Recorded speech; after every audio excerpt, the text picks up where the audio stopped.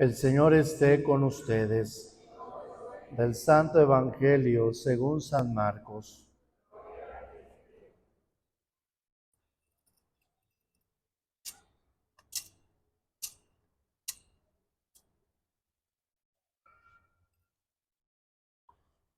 En aquel tiempo se apareció Jesús a los 11 y les dijo: Vayan por todo el mundo y prediquen el Evangelio a toda criatura. El que crea y se bautice se salvará. El que se resista a creer será condenado. Estos son los milagros que acompañarán a los que hayan creído. Arrojarán demonios en mi nombre, hablarán lenguas nuevas, cogerán serpientes en sus manos, y si beben un veneno mortal, no les hará daño. Impondrán las manos a los enfermos, y esos quedarán sanos. El Señor Jesús, después de hablarles, subió al cielo, y está sentado a la derecha de Dios. Ellos fueron y proclamaron el Evangelio por todas partes, y el Señor actuaba con ellos y confirmaba su predicación con los milagros que hacían. Palabra del Señor.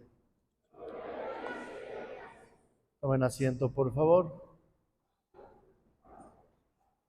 Hoy celebramos la fiesta de la Ascensión del Señor. Hay dos palabras que se parecen, no necesitamos profundizar mucho sobre esos dos términos, pero si no están claros nos podemos confundir. Las palabras que se parecen pero que no significan lo mismo es la ascensión y la asunción. La asunción hace referencia a la Virgen María. La Virgen María fue elevada al cielo en cuerpo y alma. Aunque es la Madre de Dios, aunque es una mujer modelo de fe, pero necesitó de la ayuda de Dios para llegar al cielo en cuerpo y alma.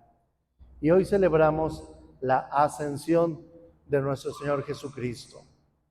Él no necesitó de la ayuda de nadie porque Él es Dios para subir al cielo en cuerpo y alma. Podríamos decir, la diferencia está en que la Virgen María subió al cielo en cuerpo y alma con la ayuda de Dios, y Jesús no necesitó la ayuda de nadie porque por su condición divina Él subió al cielo. Y hoy celebramos esta fiesta donde contemplamos que Jesús sube al cielo. Pero Jesús no es que haya subido a un lugar geográfico o a un lugar físico. Jesús es el cielo. Entonces Jesús no nos abandona, porque alguien podría decir, entonces es cierto que Dios está allá arriba y nosotros acá abajo, con razón no nos escucha porque hay una gran distancia entre el cielo y la tierra. No, Él es el cielo. Entonces, si hoy celebramos la Eucaristía y es Jesús el que nos convoca, podríamos decir, hoy estamos celebrando a Jesús en el cielo.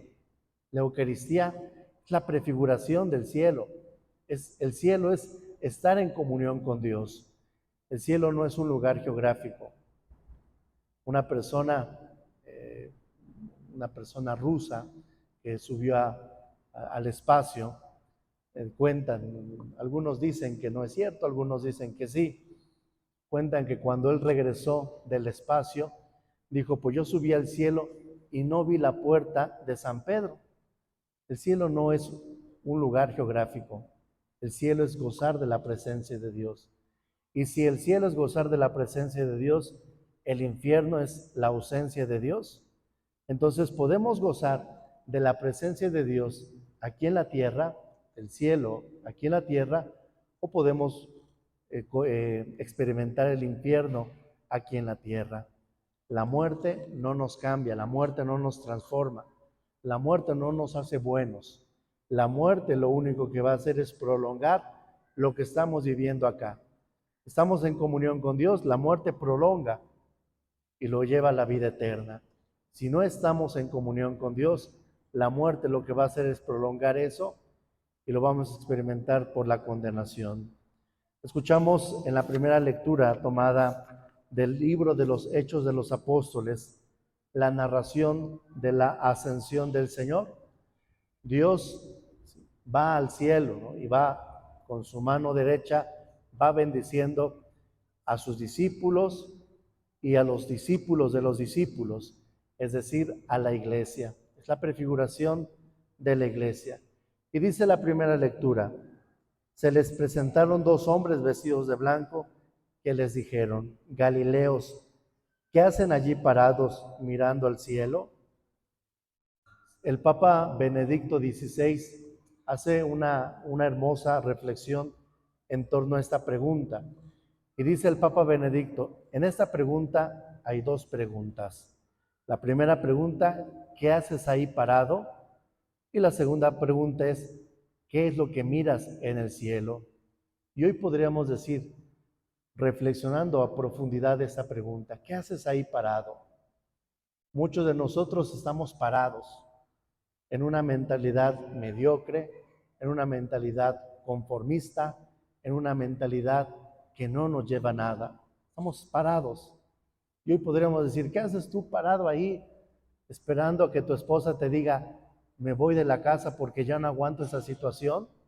O esperando que el esposo diga: mira, ya no te soporto, me voy de la casa.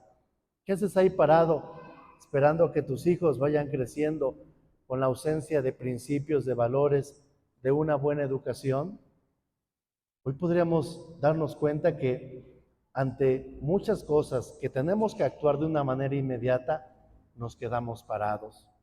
Y la segunda pregunta es mirando al cielo, como algo muy lejano, como algo que pues nunca voy a experimentar, como algo que no es una realidad.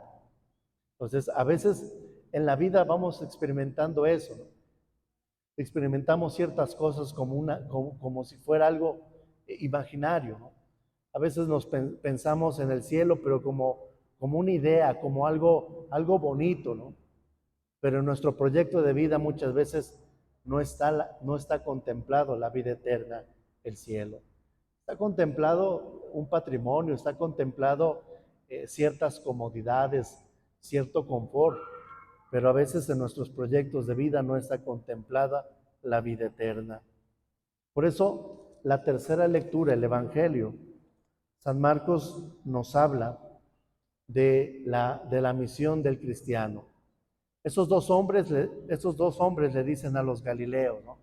¿Qué hacen ahí parados, no? Vayan a evangelizar, ¿no? No pueden estar aquí. Un cristiano no puede estar estático. Cuando el sacerdote dice: vayamos en paz, nuestra Eucaristía ha terminado, no es un tan, se acabó la Eucaristía y cada quien para sus actividades cotidianas. Sin faltarle al respeto a la Eucaristía, es como si fuera en sus marcas: listos, fuera, vámonos. ¿A qué vamos a evangelizar? ¿A qué vamos a anunciar el reino de Dios? ¿A qué vamos a predicar aquello que hemos escuchado, aquella experiencia que hemos tenido? Por eso dice el Evangelio: el que cree y se bautice se salvará. Pero el creer no es un ejercicio mental. No es cuestión de que yo diga o le diga a mi cabeza o mi cerebro: tú cree en esto. El creer implica abrazar un estilo de vida, implica abrazar pues, el Evangelio de Jesucristo. Eso implica el creer. Entonces, no solamente con el creer nos vamos a salvar, porque hay mucha gente que dice que cree en Dios, pero no está en comunión con Dios. Hay mucha gente que dice que cree en Dios, pero no vive los sacramentos. Hay mucha gente que cree en Dios, pero no vive la doctrina. Entonces, el creer no es un ejercicio mental, sino más bien es un ejercicio vivencial. Y dice el Evangelio: estos son los milagros que acompañarán a los que hayan creído. Arrojarán demonios en mi nombre. Y no se está refiriendo a un exorcismo. No es que yo no crea en los exorcismos, sí existen, pero es poco probable la posesión diabólica. Vamos a usar nuestra lógica. Al diablo, ¿qué le interesaría más? ¿Un cuerpo que se echa a perder, que se corrompe, o el espíritu que no se echa a perder? ¿Qué le interesaría más al demonio? El espíritu, el cuerpo no le interesa, le interesa el espíritu. Ahora bien, No es que yo no crea en los fantasmas, no es que yo no crea en los espíritus, ¿no? Pero vamos a utilizar nuestra lógica. Si a ti un espíritu te asusta a las 2 de la mañana, ¿qué es lo que vas a hacer? ¿Vas a invocar al demonio? ¿Qué vas a hacer? Pues vas a rezar, ¿no? Aunque no te sepas muchas oraciones, por lo menos el angelito de mi guarda, por lo menos el Padre Nuestro, por lo menos un santito, pero vas a bajar, ¿verdad? Entonces, las posesiones diabólicas, digo, no es que no existan, sí existen, desde luego, pero es poco probable. ¿Qué es lo que le interesa más al demonio? El espíritu. Y el demonio no te va a ganar asustándote, porque por medio del miedo tú te vas a acercar más a la iglesia o a Dios. El diablo viene del griego diabolos, que significa dividir. Divide y vencerás. Esa es la mentalidad del diablo. El diablo quiere dividir tu matrimonio. El diablo quiere dividir tu fe. El diablo quiere dividir tu familia. Quiere dividir tu mente, ¿no? Que estés aquí pensando en una familia, estés pensando en otra familia, estés pensando en otra esposa, en otro esposo. Lo que quiere el diablo, dividir. Nos divide en la Eucaristía, hay que aceptar. El demonio nos divide en la Eucaristía. Los que pasan a comulgar y los que se quedan sentados.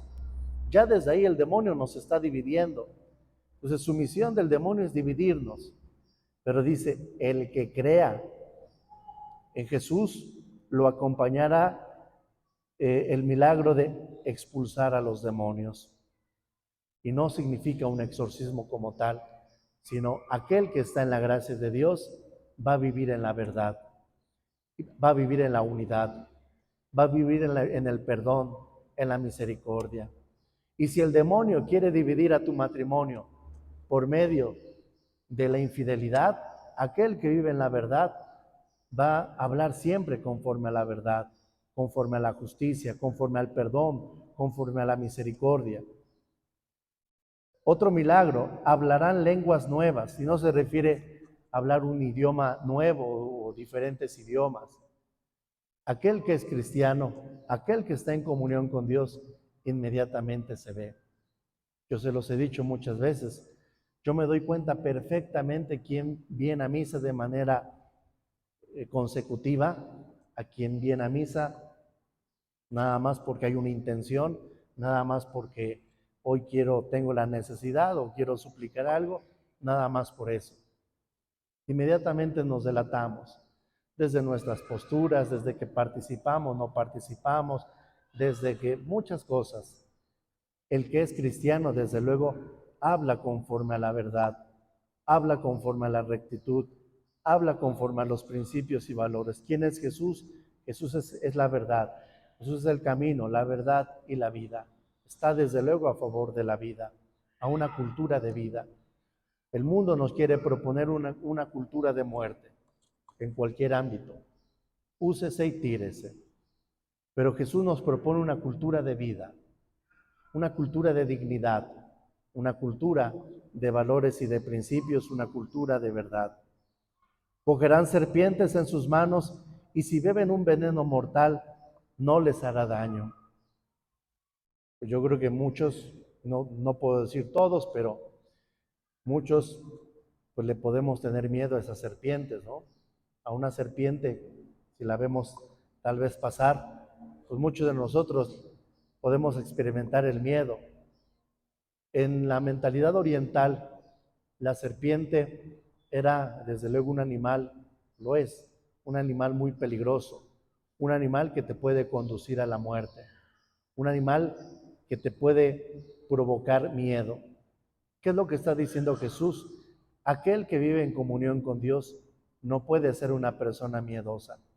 Y no es porque el miedo esté mal, sino muchas veces el miedo nos paraliza. El miedo no nos deja avanzar. A veces yo he escuchado a mucha gente que me dice, o les pregunto, ¿no? ¿Cuánto tiempo tiene que no te confiesas? 20 años. ¿Y por qué no te habías confesado? Ay, Padre, por miedo, ¿no? Que me vayan a regañar, que me vaya a decir, ¿no? Oye, ¿por qué no te acercas a Dios? Ay, Padre, por miedo, ¿no? Porque yo soy una persona mala, Dios no me va a escuchar. Entonces, aquel que vive en comunión con Dios no va a experimentar el miedo que paraliza, el miedo que te hace privarte de lo que puedes disfrutar como la vida. Y dice el último milagro: impondrán las manos a los enfermos y estos quedarán sanos. Las manos son muy importantes, ¿no? Yo no puedo decir es la parte del cuerpo más importante o menos importante, pero las manos son muy importantes. Con las manos podemos comunicar muchas cosas. Podemos comunicar gratitud, podemos comunicar fuerza, podemos comunicar amistad, o incluso con las manos podemos comunicar odio, resentimiento, ofensas, entre otras cosas. Entonces, con las manos podemos ayudar, podemos sanar. Jesús no solamente se refiere a los enfermos, una enfermedad física. Jesús se está refiriendo a los enfermos también de una manera espiritual. Y hoy podríamos decir, ¿a poco en casa no habrá enfermos espirituales? ¿No habrá pobres? ¿No habrá necesitados en casa? Que con nuestras manos los podemos ayudar, los podemos sanar, o con nuestras manos podemos provocar todo lo contrario. Entonces Jesús nos propone, aquel que crea en Jesús, con sus manos lo que va a provocar es unidad, es fuerza, es gratitud, y nunca va a provocar el destruir a una persona. Entonces, la ascensión del Señor no es que Dios nos deje, nos abandone. Es cierto, celebramos que Él se va y que se sienta a la derecha del Padre, como lo escuchamos en el Evangelio. Pero Dios no nos abandona. Dios nos envía, o Dios se manifiesta por medio de la tercera persona de la Santísima Trinidad. ¿Cuál es la tercera persona de la Santísima Trinidad? ¿Cuál? El Espíritu Santo. La fiesta del próximo domingo, la fiesta de Pentecostés. Dios no nos abandona. Por el hecho de haber recibido el sacramento del bautismo, recibimos la presencia del Espíritu Santo. Dios vive con nosotros. Dios nos habla, que a veces no le escuchamos, que a veces no le hacemos caso, es diferente. Pero eso ya lo vamos a reflexionar el próximo domingo en la fiesta de Pentecostés. Vamos a pedirle al Señor que nos ayude a escuchar su palabra y ponerla en práctica. Se ponen de pie.